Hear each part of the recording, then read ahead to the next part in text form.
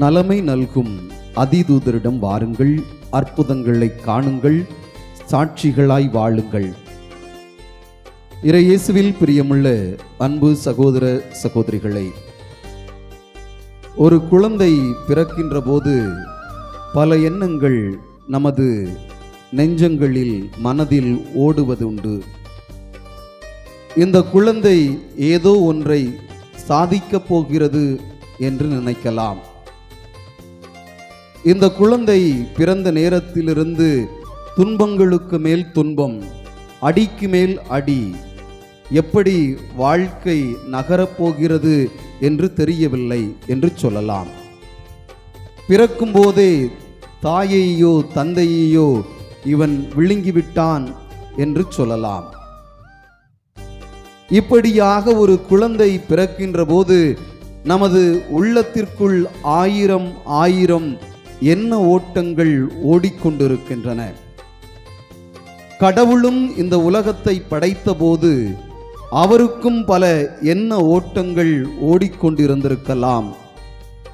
ஆதாம் ஏவாளை படைத்த போது இந்த மனித இனம் இப்படித்தான் அழகாக அருமையாக தன்னுடைய பேச்சை கேட்டு நடப்பார்கள் என்று நினைத்திருக்கலாம்.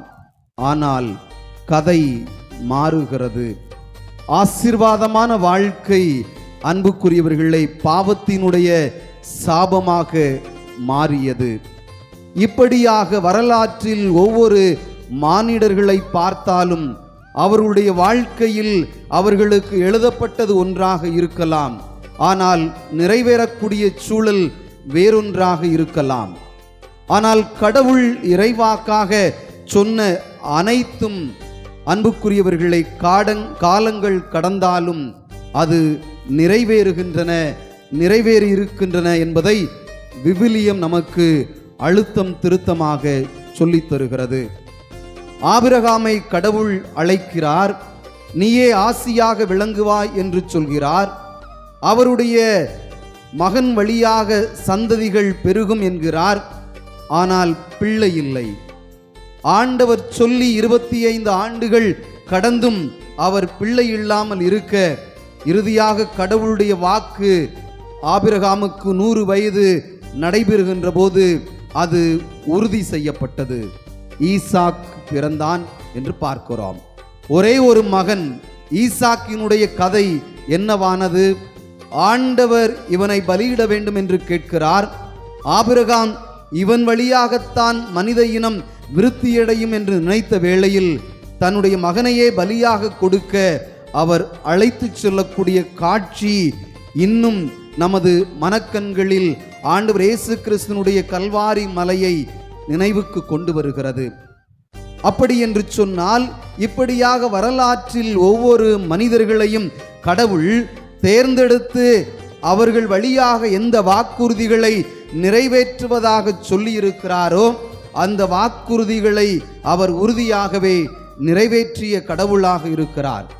முதல் வாசகத்தில் இஸ்ரேல் மக்கள் மீது அன்புக்குரியவர்களை அன்பு கொண்டவர், அந்த இஸ்ரேல் மக்கள் மீது தனி இரக்கம் கொண்டவர், அவர்களோடு உடன்படிக்கை செய்து கொண்ட கடவுள், நீங்கள் என் மக்கள், நான் உங்கள் கடவுள் என்று சொன்னவர், கிட்டத்தட்ட 430 ஆண்டுகள் தன்னுடைய பார்வையிலிருந்து எகிப்திற்கு அடிமைகளாக அனுப்பி வைத்த கடவுளுடைய வரலாற்றை இந்த நாளில் வாசிக்கிறோம்.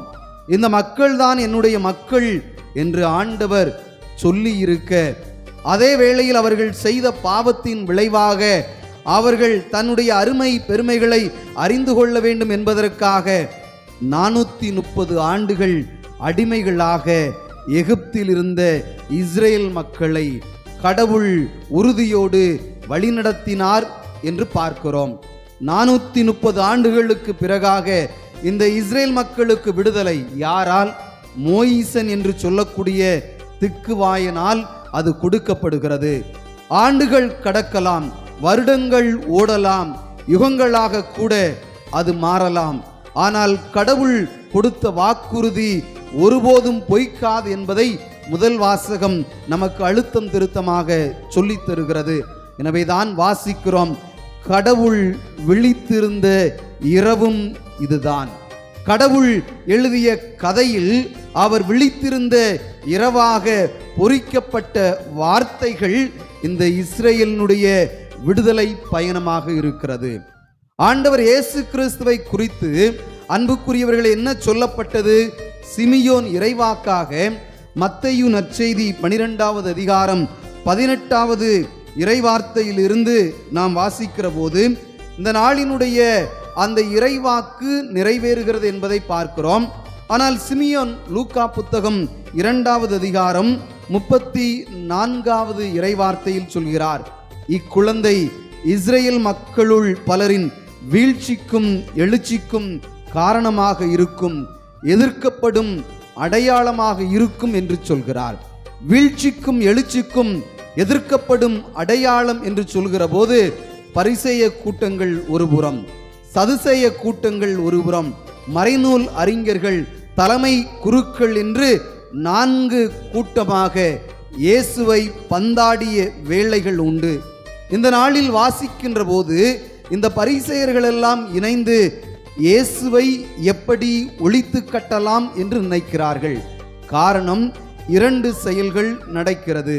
மத்தேயு நற்செய்தி 12வது அதிகாரத்தில் 1 வாசிக்கின்ற போது தன்னுடைய சீடர்களோடு இயேசு வயல்வெளியில் நடந்து செல்கிறார்.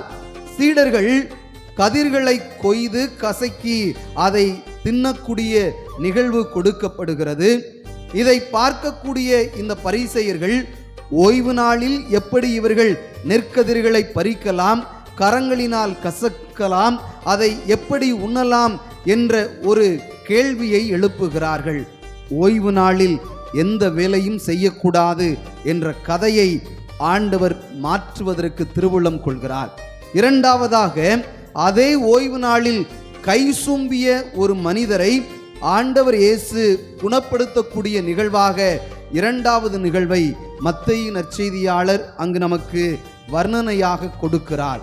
இந்த 2 நிகழ்வுகளையும் பார்க்கக்கூடிய பரிசேயர்கள் ஓய்வு நாளில் ஆண்டவர் இயேசு கிறிஸ்து எப்படி இதை செய்ய முடியும் என்பதை அவர்கள் என்ன செய்கிறார்கள்? வேடிக்கையாக அல்ல, விவாத பொருளாக மாற்றுவதற்காக முயலுகிறார்கள். எனவேதான் இயேசுவை எதிர்ப்பதற்காக, இயேசுவை எப்படி ஒழிக்கலாம் என்று நினைக்கக்கூடியவர்களாக இருக்கிறார்கள். ஆனால் அன்புக்குரிய சகோதர சகோதரிகளே, வாசிக்கப்பட்ட நற்செய்தியினுடைய இறுதி பகுதி மத்தேயு 12:18 எசையாவினுடைய இறைவாக்கு நிறைவேறுவதாக பார்க்கிறோம். எப்படி? இதோ என் ஊழியர், இதோ என் அன்பர், இவர் சண்டை சச்சரவு செய்ய மாட்டார், கூக்குரலிட மாட்டார், எல்லா மக்களும் இவர் பெயரில் நம்பிக்கை கொள்வர் என்று வாசிக்கிறோம்.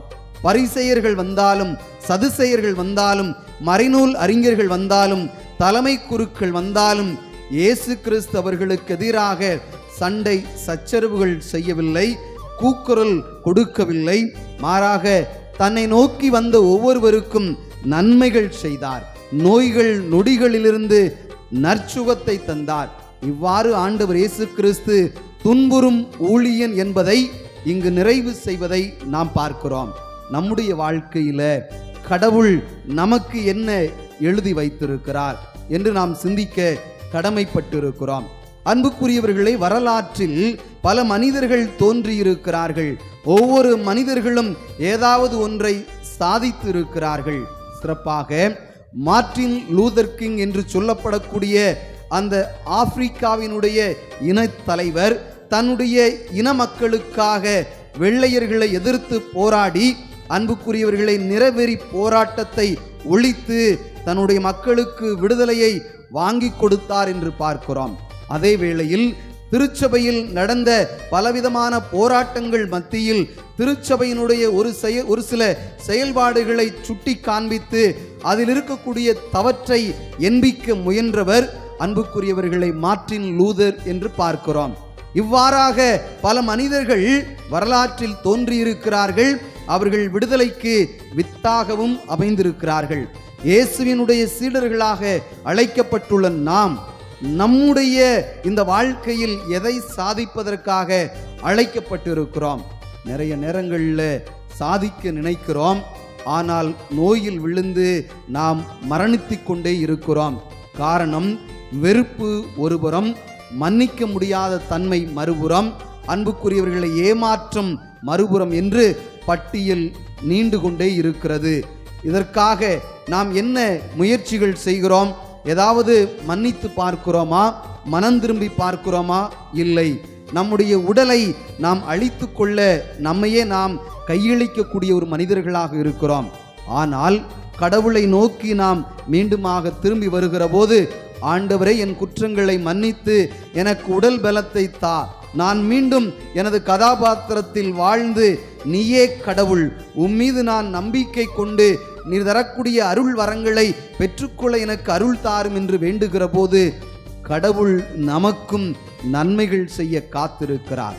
அந்த நன்மையினுடைய நாள் இந்த நாளாக கூட இருக்கலாம். 430 ஆண்டுகள் எகிப்தில் அடிமைகளாக இருந்த இஸ்ரேல் மக்களுடைய வாழ்க்கை முடிவுக்கு வந்ததாக, ஆண்டவர் விழித்திருந்ததாக சொல்லப்பட்ட நாள் இன்றாக கூட இருக்கலாம்.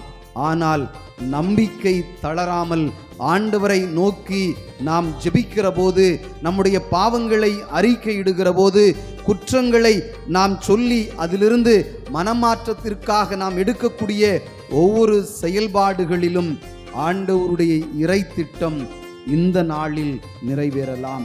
கடவுள் நம் ஒவ்வொருவரையும் தொட்டு ஆசிர்வதித்து குணப்படுத்தலாம். இந்த தெய்வீக நற்கருணை பலியில் நாம் நம்பிக்கையோடு ஒப்பு கொடுத்து செபிப்போம். இறைவன் நம் ஒவ்வொருவரையும் தொட வேண்டும்.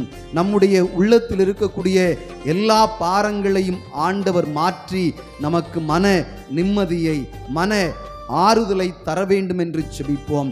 நோய்கள் நொடிகளிலிருந்து இறைவன் விடுதலை தர மன்றாடுவோம். உள்ளத்தின் தேவைகளை ஆண்டவர் நிறைவேற்ற வேண்டும் என்று சிறப்பாக ஒப்பு கொடுத்து செபிப்போம். இறை திரு உள்ளத்திற்கு நம்மையே கையளிப்போம். ஆமேன்.